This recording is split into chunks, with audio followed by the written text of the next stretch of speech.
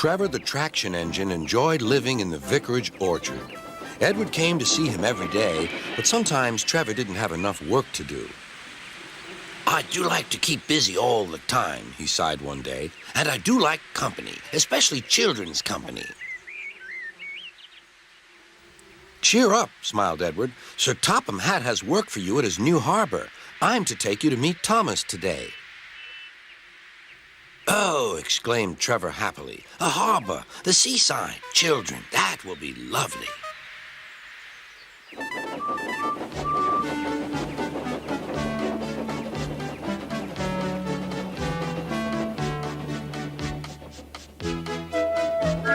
Thomas was on his way to the harbor with a trainload of metal pilings. They were needed to make the harbor wall firm and safe. Hello, Thomas, said Edward. This is Trevor, a friend of mine. He's a traction engine. Thomas eyed the newcomer doubtfully. A what engine? A traction engine, explained Trevor. I run on roads instead of rails. Can you take me to the harbor, please? Sir Topham Hatt has a job for me. Yes, of course, replied Thomas, but he was still puzzled.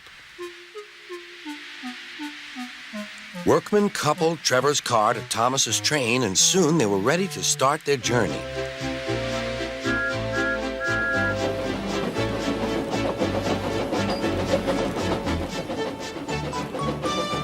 I'm glad Sir Topham Hatt needs me, called Trevor. I don't have enough to do sometimes, you know, although I can work anywhere, in orchards, on farms, in scrapyards, even at harbors. But you don't run on rails, puffed Thomas. I'm a traction engine. I don't need rails to be useful, replied Trevor. You wait and see.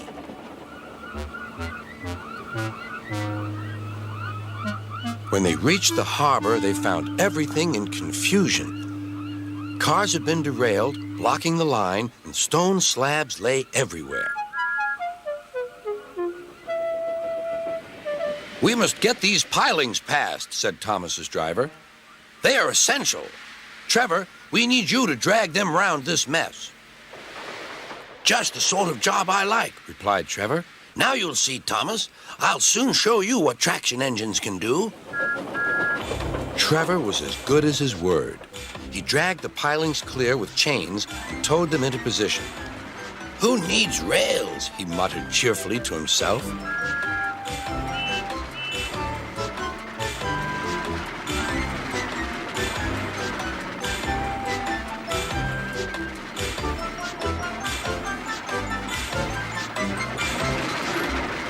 Later, Thomas brought Annie and Clarabelle to visit him.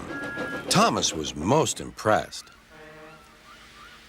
Now I understand how useful a traction engine can be. The coaches were full of children. Trevor gave them rides along the harbor. He liked this best of all.